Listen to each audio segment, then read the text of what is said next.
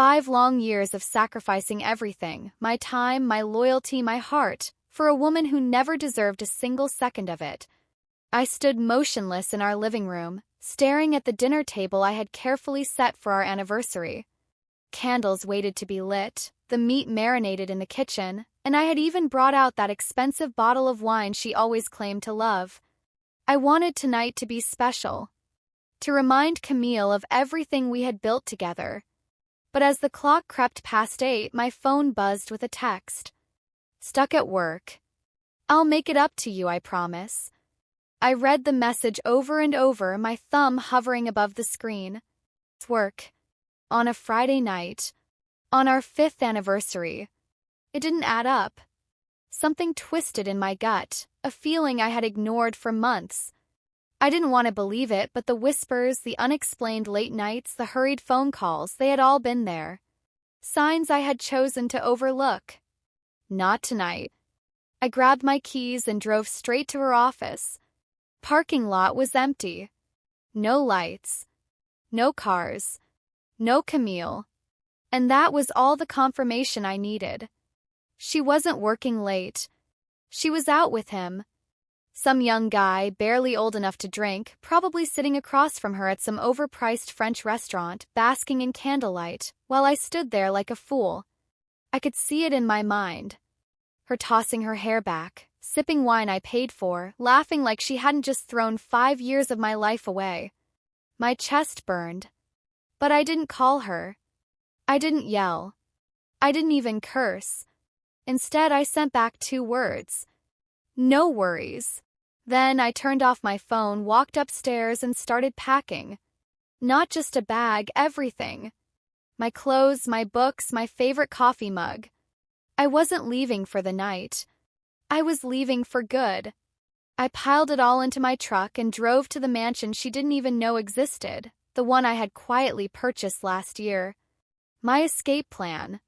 As I pulled into the driveway, I felt the weight of those 5 years start to lift. Camille thought she had me wrapped around her finger. Convinced I'd forgive her like I always did. Not this time. I stepped inside, letting the silence of the mansion wrap around me. Place was breathtaking. Marble floors, towering ceilings, a panoramic view of the city lights. I set my bags down in the entryway, walked to the bar, and poured myself a whiskey. The first sip burned, but it steadied me. Tonight, Camille thought she was celebrating her affair while I sat at home, heartbroken. She had no idea what was coming. She thought she had one. She didn't know me at all. I took another slow sip, watching the city stretch beneath me. 5 years of sacrifice, for what? For her to throw it all away on some boy who probably couldn't even spell commitment? I wasn't going to let her drag me down with her. While she was out giggling with her new plaything, I made myself a promise. She would regret this. Not because I would scream. Not because I would beg. But because I was done playing the fool. The next morning, sunlight streamed through the mansion's massive windows, casting golden streaks across the marble floors. For the first time in years, waking up alone didn't feel wrong.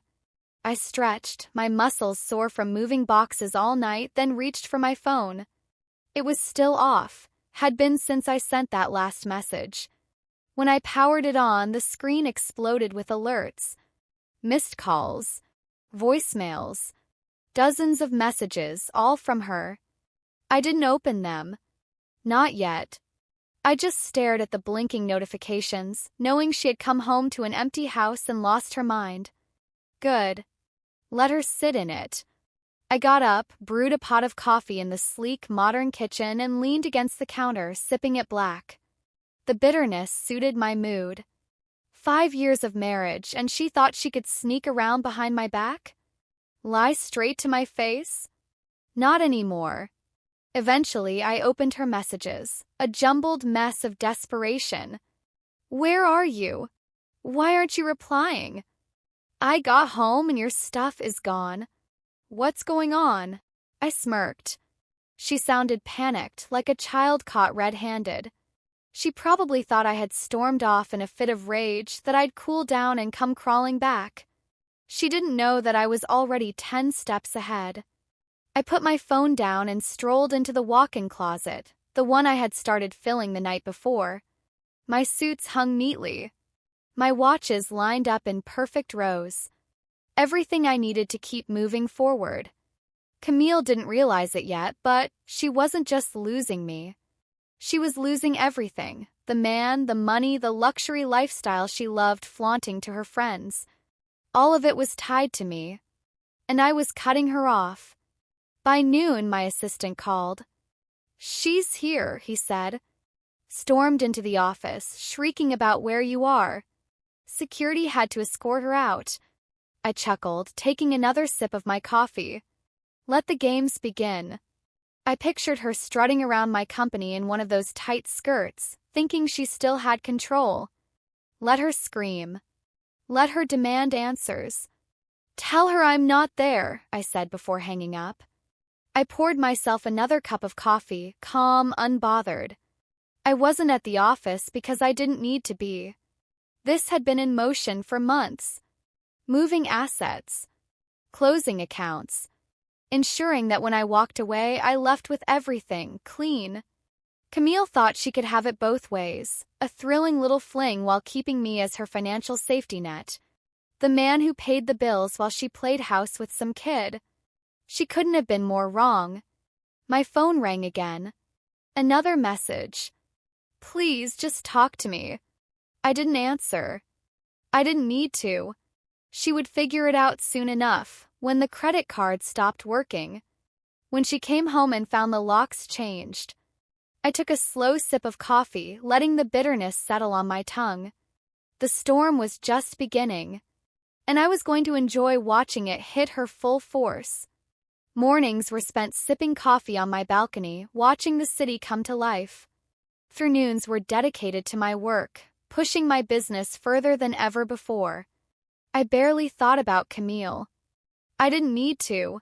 She was out there scrambling, trying to pick up the pieces while I was here thriving. But I knew she wasn't alone. Not yet Jeremy. The same kid she had thrown our marriage away for was still hanging around. Tony, my investigator, kept me updated. "He's playing the hero," Tony texted one morning. Picked her up from a friend's place, took her back to his apartment. I smirked, reclining in my chair. Let him try. I'd seen Jeremy's type before. Young. Cocky. Thinking he'd struck gold, an older woman dripping in luxury and class. Except Camille wasn't that woman anymore. No cash. No car. No lavish house. She was broke. And I wondered how long it would take for him to realize that. I set my phone down and waited. I strolled into the kitchen, grabbing an apple from the counter. The mansion felt alive. Every room was now mine, a space free of clutter. No tacky throw pillows she had insisted on keeping. No shelves overcrowded with perfume bottles. Just me. And I liked it that way. I took a bite of the apple, the crisp tang biting against my tongue as my thoughts drifted back to Jeremy.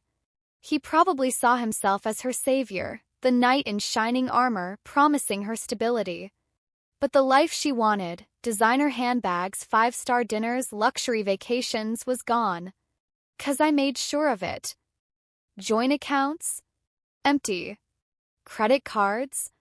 Declined. The house she crashed at after I left? Locks changed 2 days ago. Camille wasn't a prize anymore. She was a liability. And I doubted Jeremy had figured that out yet. Finishing the apple, I tossed the core into the trash and dried my hands on a towel. That afternoon, Tony sent another update. They're arguing outside his apartment. She's yelling about money. I laughed, picturing the scene. Camille's arms flailing, voice sharp with frustration, probably demanding that he cover something, lunch, a cab, anything. And Jeremy? I bet he stood there, dumbfounded, finally realizing the mess he had stepped into. He was just a kid, scraping by on some part-time job, believing Camille's charm was enough to sustain them. But charm doesn't pay bills. And she didn't have me to fall back on anymore. I walked into my office, the smooth hardwood cool beneath my feet, and pulled up my latest bank statements. My accounts were thriving. Years of effort, finally mine alone. She had spent so much time flaunting my wealth, acting like it was hers to control. Now, she had nothing. I closed the laptop and leaned back in my chair, staring at the ceiling. Jeremy wouldn't last long. He had promised her a fresh start, probably even told her he'd take care of her.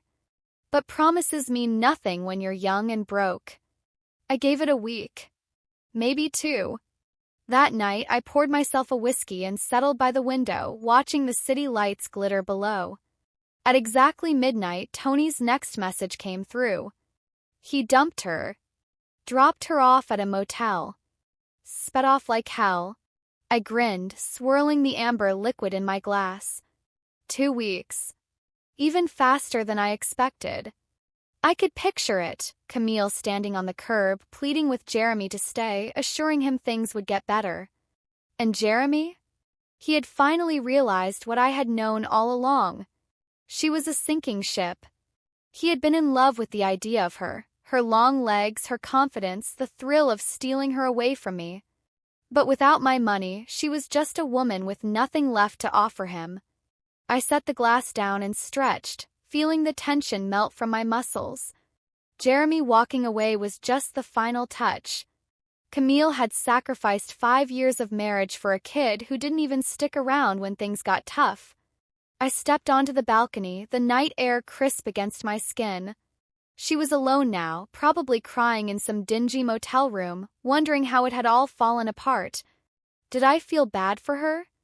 Not even a little. She had made her choices.